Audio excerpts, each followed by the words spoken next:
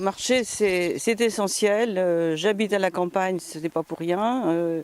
J'ai des chemins juste à côté de chez moi. Je sors, j'ai les pieds dans l'herbe et ça, je pourrais pas vivre autrement. Les chemins creux, découvrir les paysages, c'est tellement beau chez nous. Quand je fais de la marche, c'est pas de la marche pour faire du chrono, hein. C'est de la marche découverte.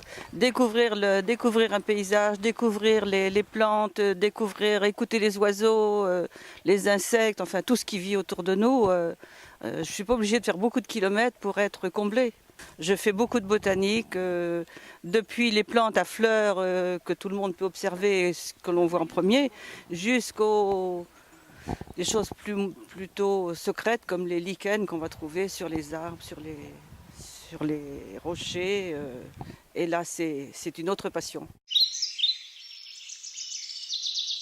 Autour du Putange, bon, on a beaucoup de chemins creux, on ne peut pas tous les baliser, mais il y en a un peu plus de 120 km qui sont balisés, ce sont des chemins avec des thèmes. Et là, nous sommes sur le chemin botanique. Nous l'avons aménagé avec des petits ponts, c'est très bucolique et en ce moment, les fleurs explosent et toutes les vernales sont en train de fleurir et c'est un enchantement. Vous pouvez voir dans les champs les chevreuils.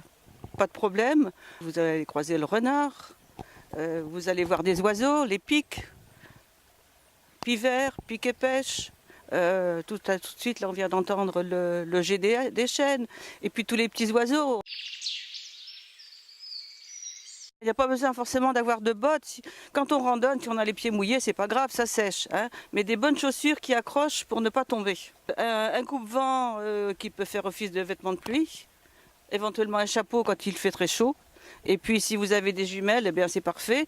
Et un appareil photo, c'est encore mieux.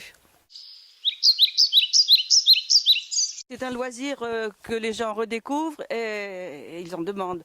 Des gens de toute génération. Alors les gens du village, des gens à la retraite viennent régulièrement faire ce circuit-là. Mais aussi les grands-parents y amènent les petits-enfants. C'est très très fréquenté. La partie ouest du département qui est très vallonnée, avec vous dites déjà des paysages à couper le souffle par moment, eh bien évidemment ça se prête à la randonnée, à la réflexion, venez y passer un week-end et puis vous serez complètement détoxiqué de votre semaine de travail.